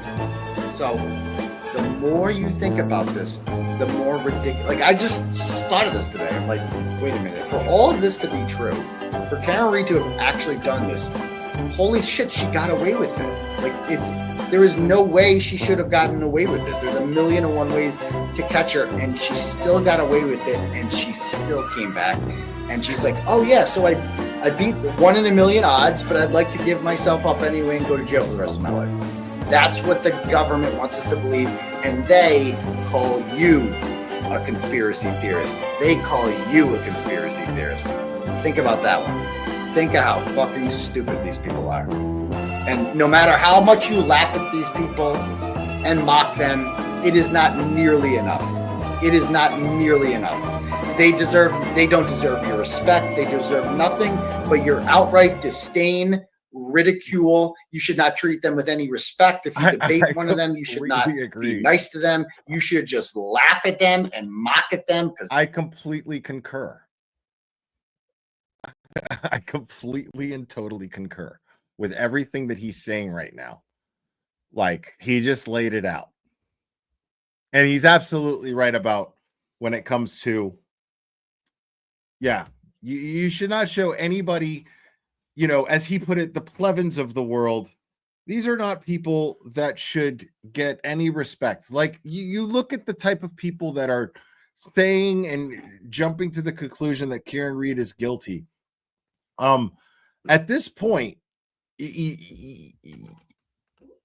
you if you don't see that they're retarded. It's you if you don't see it. Like, sorry, it's just true.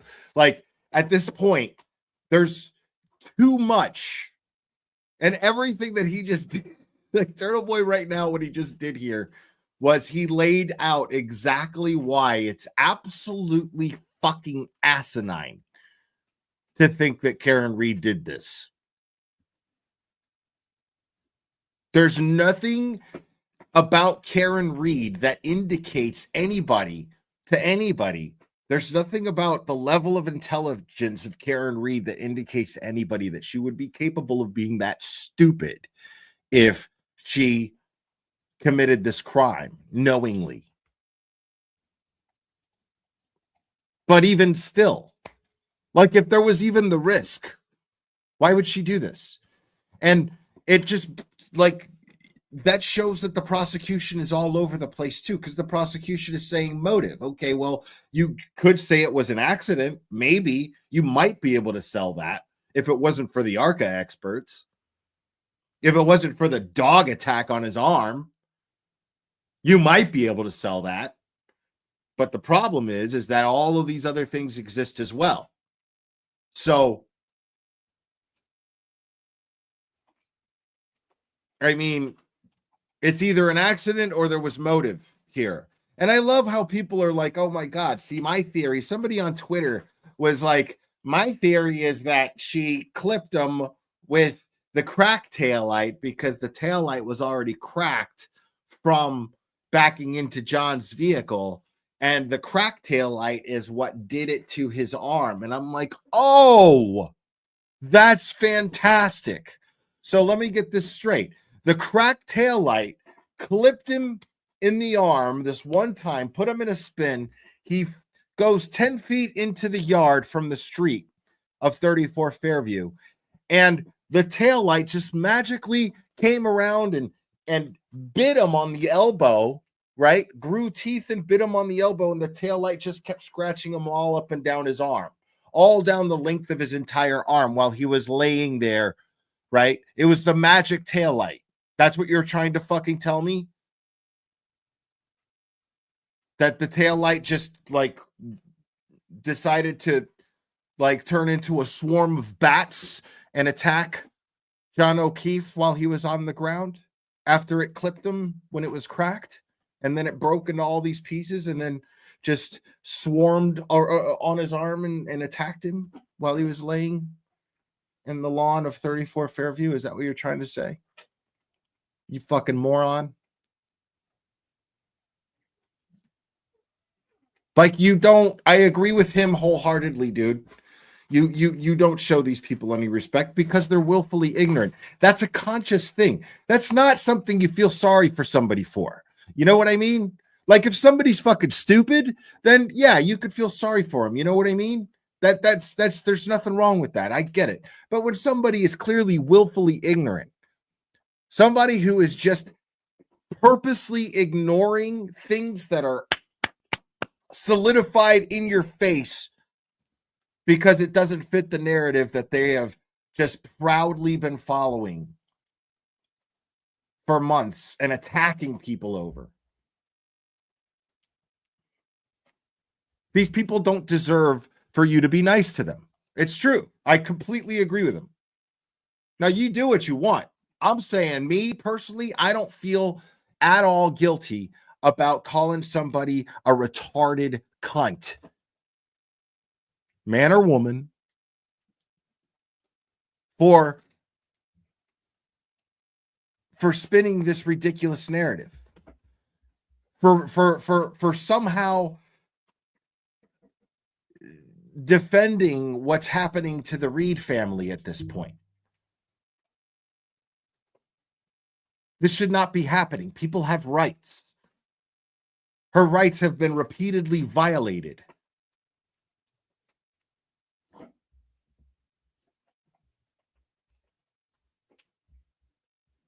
I mean, it's fascinating to me. Like, every time that's what happens to me on Twitter. I see somebody post something really stupid, and then immediately my reaction is Boy, cunt. 100%. And then I go to town on them. I can't help it. I'm too confrontational. Thank you so much, Maria. I appreciate it.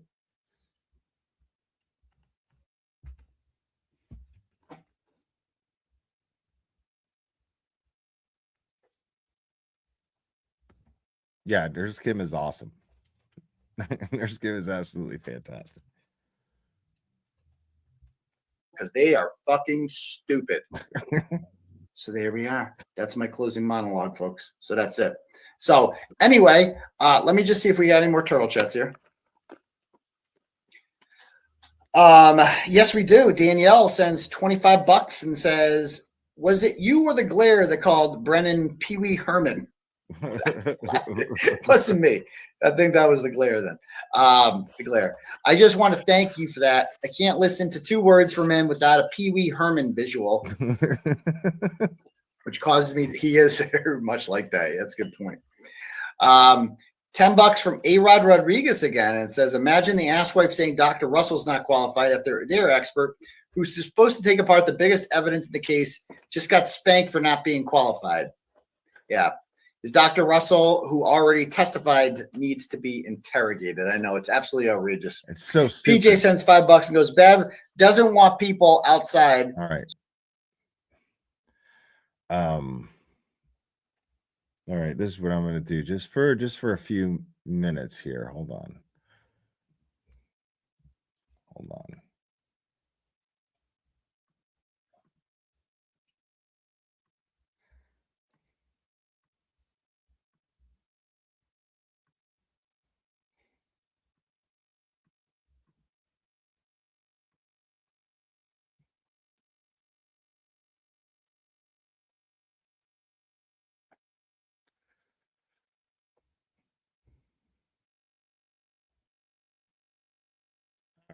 Phone lines are open, folks. Anybody want to call in, they can. I'll take a couple of calls. And then I'm going to go because I gotta go to the store and then come back here in time for this event.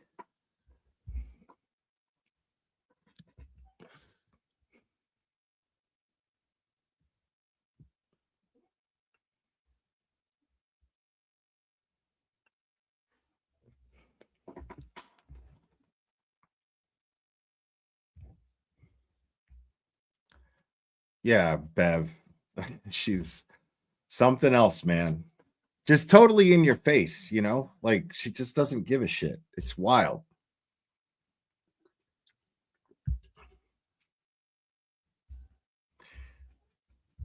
Yeah, if you're a member, you got to email Cherry. Call from You're on. Who am I speaking with? Renee. Hey, Renee. Hi. First time to call you. Right on. Though I am a fan.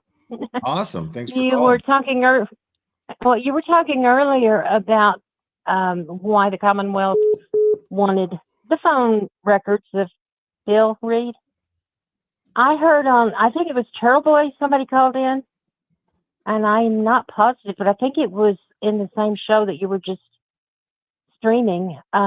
Somebody called him and said that the Commonwealth is wanting to know if, what's his name, Reed, Mr. Reed's having conversations with the FBI. I mean, I don't know. I don't know anything about the Commonwealth and the FBI. I know that Yeah, Michael Morrissey, as far as I know, is under investigation by the FBI and Josh Levy's U.S. Attorney's Office. So that's all I know. yeah, I don't know, but that was the theory that they put out there with Turtle Boy, and he seemed to like the theory that they're wanting to know if Bill Reed's having discussions with the FBI, and that's why they're wanting to know. Oh, yeah, that's actually a great point. That's actually a great point. That's definitely another way to look at it. That could very well be true. That's the ball that we all dropped. Like, why would Michael Morrissey stop trying to find out what's going on with the FBI investigation? He was trying to find out before. Why would he stop? So it makes sense that could be his motive behind wanting Bill and Janet Reed's phones. Yeah, it makes sense to me. It makes sense to me. So, well, I'm gonna hang up. I don't talk very well. I'm old. I'm retired.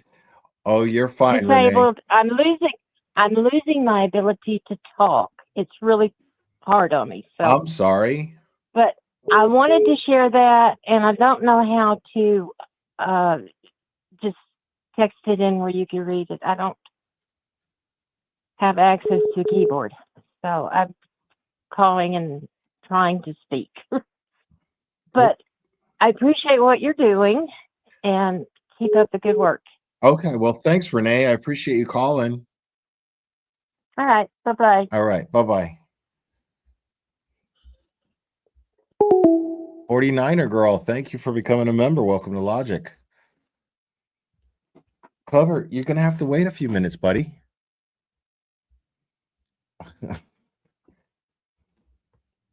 I love you. I do.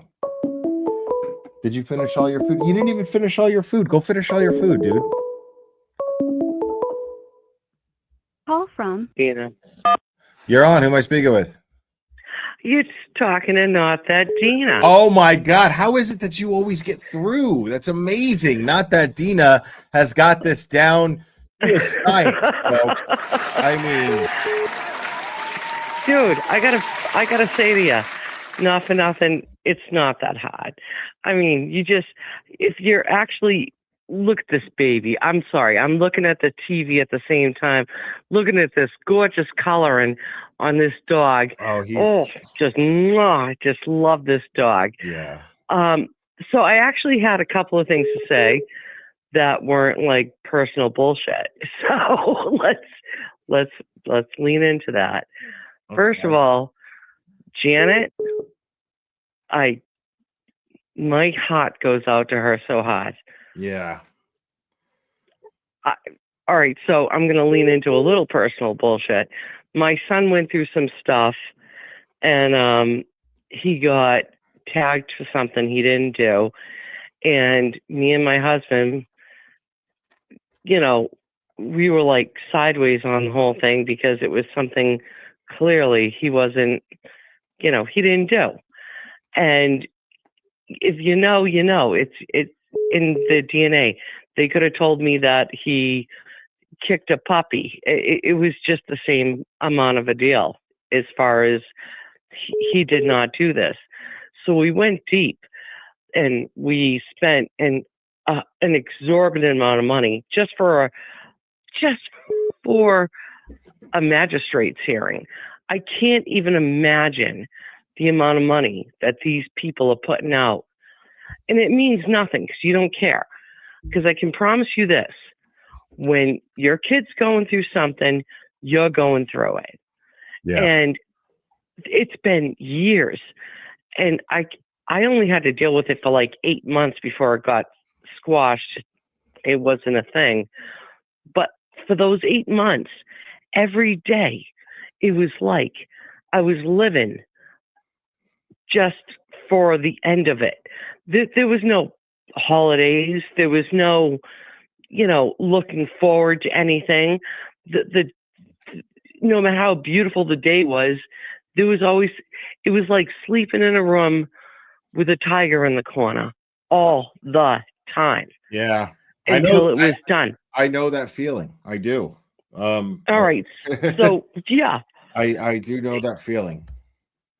So I mean, their life, and they're older, and their life is utterly and completely on hold, and that they're going after this woman, this sweetheart of a woman who looks sweet and kind of frail, but clearly is shockingly strong. Yeah, what's funny is it's not that she's looks frail at all. She's actually she's just pleasant natured.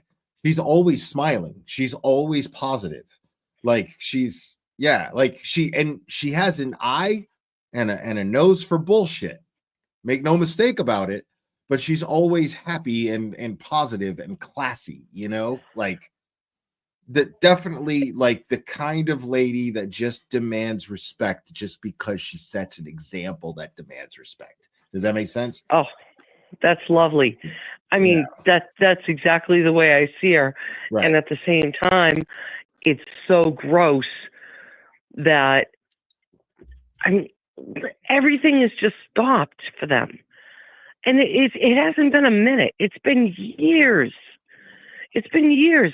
They can't move forward with not one thing in their lives because of this.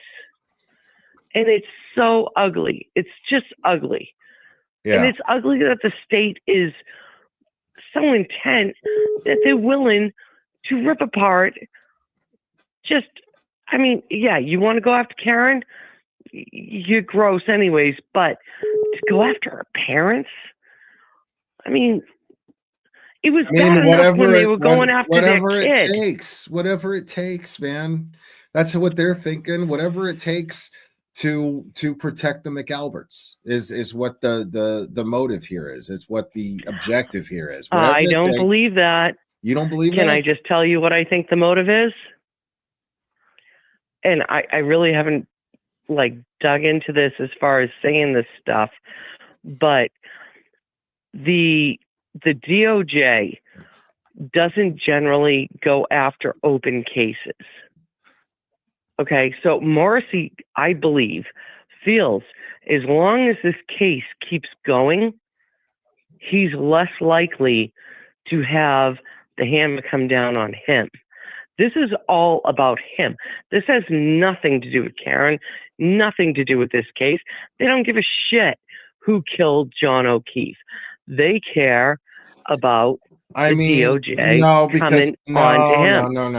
No. That makes sense, but the problem, the factor that you're forgetting is why shut Turtle Boy up and why railroad Turtle Boy? Why bring him into it? So that's that makes total sense. Right. So that makes total sense to shut down Turtle Boy. He's bringing up too much. They're so used to doing this. But they've been doing this. But it's Chris Albert. Decades. It's Chris Albert that can be tracked. Like everything could be traced back to Chris Albert as far as Turtle Boy's case goes. To some degree, he wasn't there. To some degree, he can be. Mello answers to Chris Albert. We know that Mello answers to Chris Albert. We know it for a fact because of the Canton Nine. But I can honestly say that Chris Albert isn't Morrissey, and Morrissey has been a hack for his entire. But I'm saying that Morrissey and Chris Albert, there's something there between the two of them. But that's the reason why they were covering up, why Morrissey agreed to cover it up in the first place. You got to think of why. He didn't know he was under investigation when he first started covering up and providing providing resources to frame Karen Reed to the investigators. He didn't know he was under investigation when that happened. He knew pretty quick soon after that, right? Because but he sent out that letter. Your theory makes sense, but I'm saying it's not all about that. I'm saying that it plays a factor now, but I'm saying this is absolutely to protect the McAlberts overall. That was the original motive in the first place. I don't know. I think snakes protect snakes, but at the same time, they'll eat each other at the same time. But there's one more thing. One more thing before I hang up, because I know you like old movies, and I don't know how much you like old movies, if you're even in my same atmosphere when it comes to this.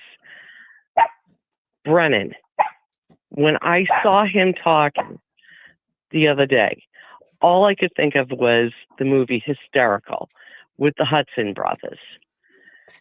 And there was this doctor who was standing by the board, and he was like writing stuff down. He had like blood all over his fingers.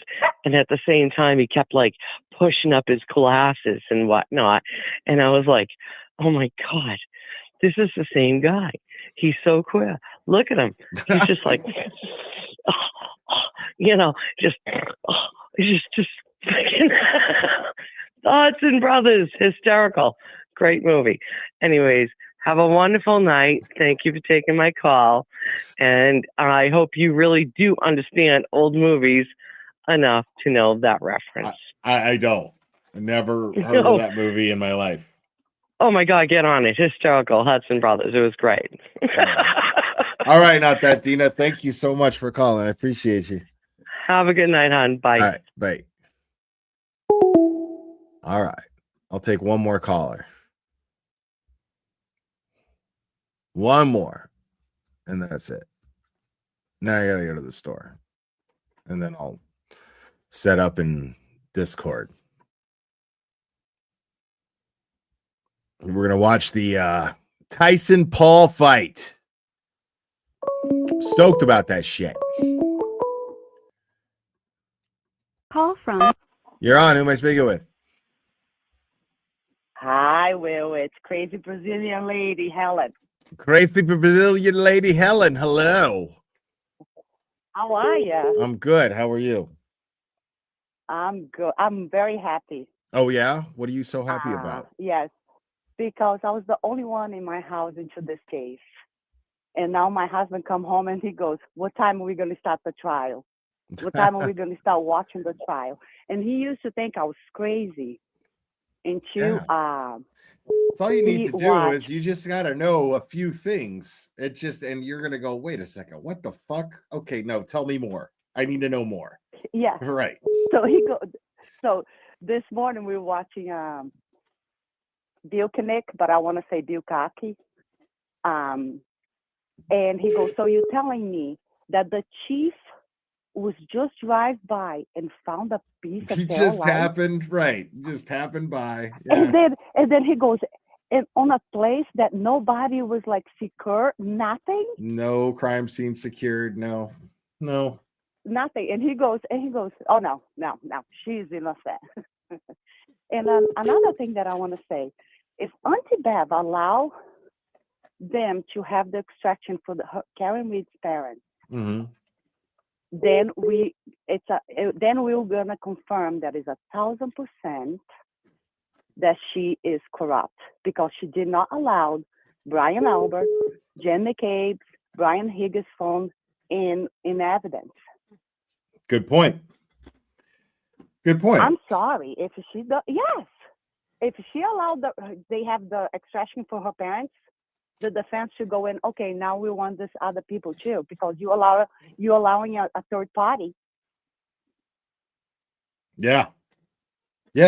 No, that's a great point. Yeah. So maybe now she's all walking on the maybe you're not such a crazy Brazilian lady after all, Helen. I know. Maybe you're not so crazy. I love it. Okay, I hope you have a good night. All right. You too. Thank you for calling, Helen. You're welcome. Bye-bye. All right. Bye-bye. All right. We're done with the calls for the night.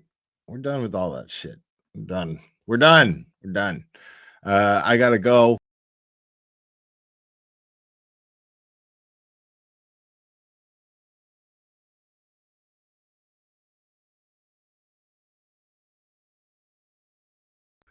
I mean, I didn't mean now, you know. I'm not trying to go like right this second, but just in the next minute or so.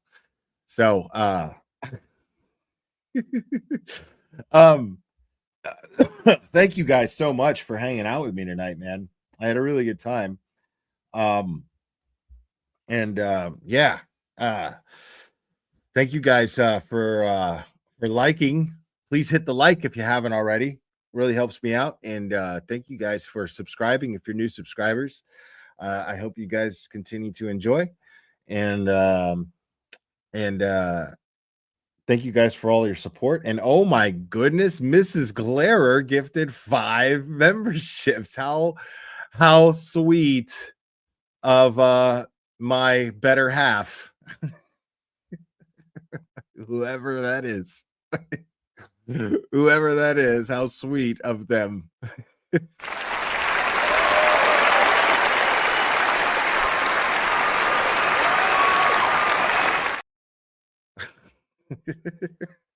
You guys are fantastic. On that note, yeah, that's I'm gonna call it. I'll see you guys, members in Discord. If you're not already in the Discord, make sure to email your membership to Cherry and she'll send you an invite. Guys, you guys are absolutely fantastic. I do love you guys very, very, very, very much. You're beautiful. And yes, we will do this again very soon, my friends.